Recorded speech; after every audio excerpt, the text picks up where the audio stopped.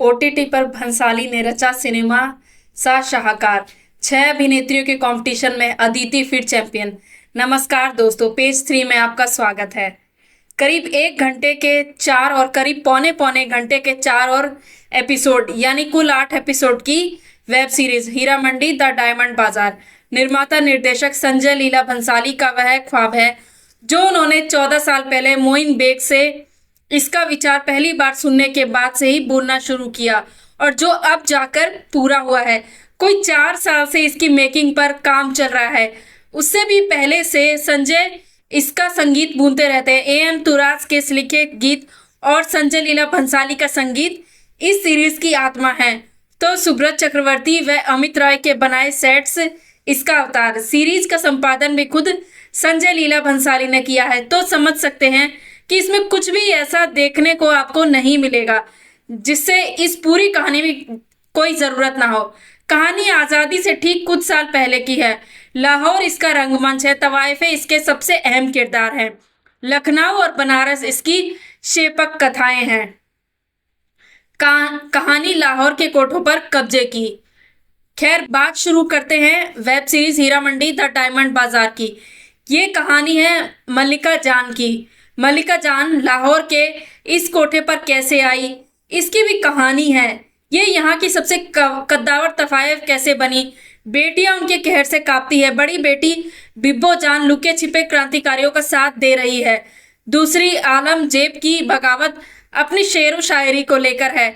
अपनी गजल के आखिरी शेर को मतला ना कहकर आखिरी शेर ही कहने वाले शायर नियाजी की महफिल तक जा पहुंची छोटी बेटी ही हीरा मंडी द डायमंड बाजार का भंसाली की तिजोरी से निकला असली हीरा है। इन दोनों बेटियों की अपनी अपनी प्रेम कहानी के अलावा एक तरफा प्रेम कहानी लज्जों की भी है। शराब पीकर वह भी देवदास की तरह दीवानी हो चुकी है।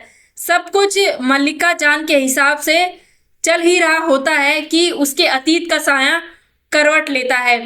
उसका पुराना गुनाह नए तेवर में अपने पुराने रूप के साथ फरदीन बनकर लौट आता है। कोठों पर कब्जे की जंग में आजादी की जंग का तड़का है। नवाबों के सुरूर को फेंटता तवाइफों का गुरूर है और एक ऐसी पटकथा जो एक बार इसे देखना शुरू करने के बाद आखिर तक आपको रुकने नहीं देने देती है। कहानियों के भीतर की कहानियां।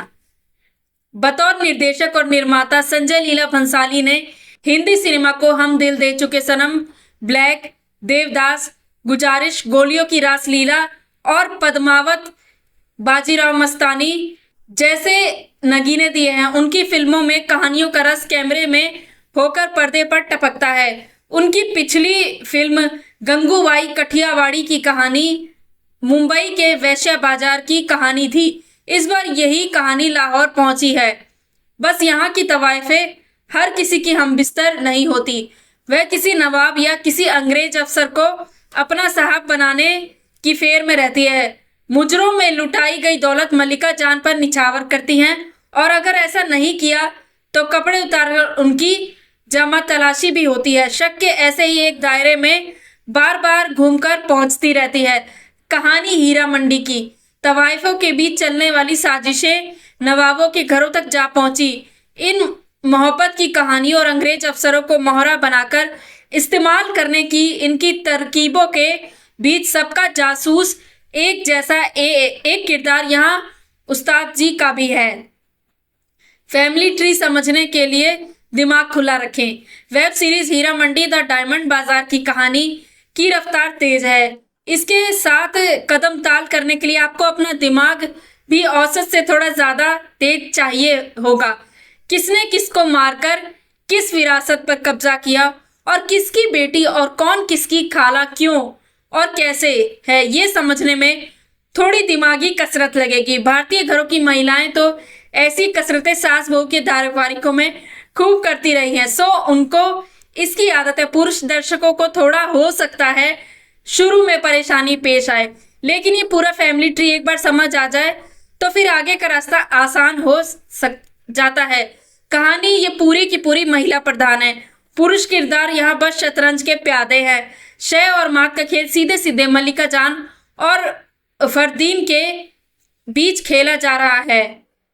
मोइन बेग की कहानी करिश्माई है। भंसाली ने विभुपुरी के साथ मिलकर इसकी पटकथा को रहस्यमयी बनाए रखा है। दिव्या निधि की भाषाई पकड़ उनकी दूसरी लिखावट की तरह यहाँ भी संवादों में साफ झलकती है। और एम तुराज की मौसीकी का तो कहना ही क्या।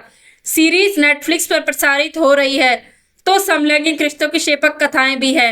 अंग्रेज अफसर से रहम की गुहार लगाते उस्ताद जी फरीदन की आंखों में भी रहते हैं और फरीदन को नवाबों के अलावा आसपास की औरतें भी खूब भाती हैं। हर मुस्लिम सोशल ड्रामा की थोड़ी थोड़ी झलक। कलम से मजबूत web series Heeramandi The Diamond Bazaar कैमरे से और भी मजबूत है। टॉप एंगल से धरातल के समानांतर रखे कैमरे के फिर 90 अंश का कोण बनाते एक जैसे शॉट्स के दोहराव को छोड़ दें तो सुदीप चैटर्जी और महेश लीमे ने कमाल का काम इस सीरीज में किया है। रात के दृश्यों में सेट की लाइटिंग आपको मुगले आजम की याद दिलाती है और दिन के समय अपने अपने बरामदों में थिरकती तवायफे पाकीज़ा की। इन दोनों फिल्मों को देखने वालों को बहुत कुछ वैसे ही दृश्य इस सीरीज में भी दिखेंगे। मेरे हुजूर जैसा मोहब्बत का इसरार है, तवाइफ जैसा इनकार है और फरीदन की सजाई महफिल की तिलिस्मी बाहें आपको हेलन और शशिकला की याद भी दिला सकती हैं। हिंदी सिनेमा के तमाम संदर्भ बिंदुओं के बीच नूरजहां का अक्स भी पूरी सीरीज में यहाँ वहां बिखरा दिखाई जरूर देगा। रात के समय का प्रकाश और छाया संयोजन अगर गौर करने लायक है तो दिन के समय ये सेट पहली बार खिल उठता है। अमीर खुसरो की मौसीकी पर पीले कपड़े पहना वसंत का स्वागत करती तवाइफों के सामूहिक नृत्य में है। परफेक्शन से आगे निकल गए संजय लीला भंसाली। निर्देशक संजय लीला भंसाली के सामने इस सीरीज में चुनौती ये रही है कि वे ऐसा क्या अपने प्रशंसकों को दिखाएं जो उनकी फिल्मों में वे पहले देख नहीं चुके हैं।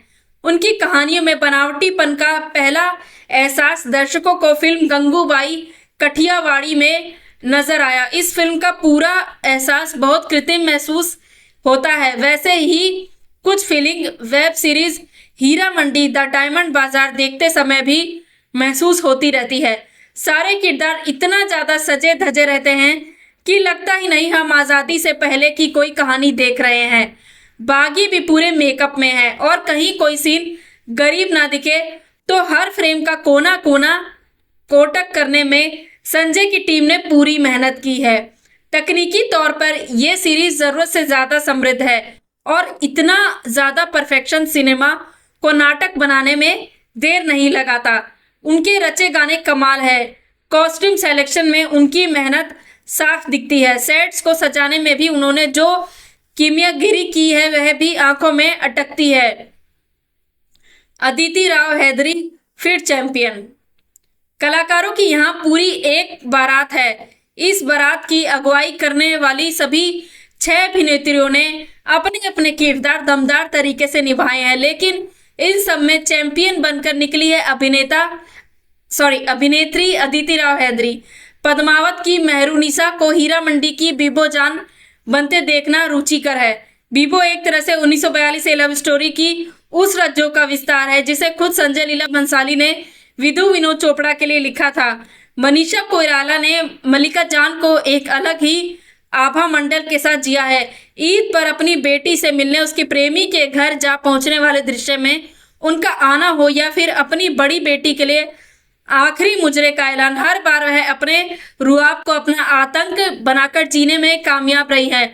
लज्जो बनी रीचा चड्ढा का किरदार हालांकि इन सब में छोटा है, लेकिन 2 एपिसोड में ही वह अपना असर छोड़ जाती हैं। संजीदा शेख की आंखों में उनके सीने में लगातार सुलगती रहने वाली आग आंसू बनकर बार बार बहती दिखती है। सोनाक्षी सिन्हा को इस सीरीज में एक तरह से देखा जाए तो खलनायिका के तौर पर पेश किया गया है और अपना किरदार उन्होंने निभाया भी अच्छे से है।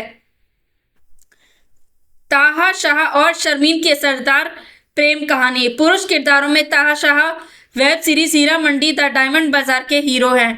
ताजदार और आलमजेब की प्रेम कहानी कुछ सलीम और अनारकली जैसी प्रेम कहानी है। दोनों मिलते भी अनारकली की दरगाह पर ही है। कैमरे के पीछे शर्मीन ने अपने मामा संजय लीला भंसाली से जो कुछ भी सीखा है वह उसे अपनी पहली फिल्म मलाल में भले पर्दे पर पेश करने में चूक गई हों, लेकिन यहाँ वे सीधे सीधे मामा की निगाहों के सामने फूल की तरह खिली हैं।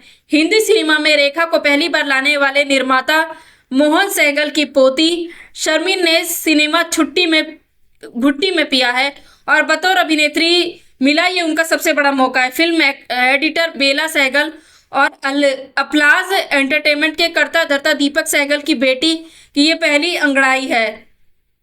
आगे आगे क्या होता है देखना दिलचस्प रहेगा। आलमगीर जैसा किरदार करना किसी कसौटी से कम नहीं है और अच्छा लगा देखकर कि इस कसौटी पर शर्मिन ने इस बार खरी उतरी है। याद रहे उस्ताद जी बने इंद्रेश मलिक।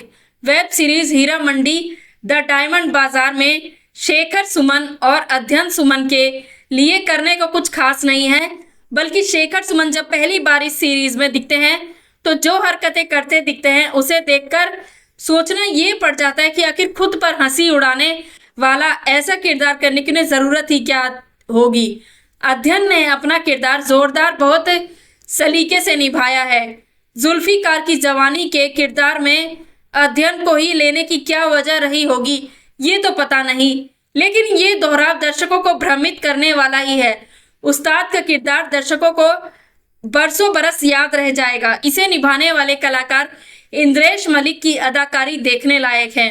किसी ट्रांसजेंडर का कहानी और किरदारों को यूं छेड़ता किरदार हिंदी सिनेमा में पहले कम ही नजर आया।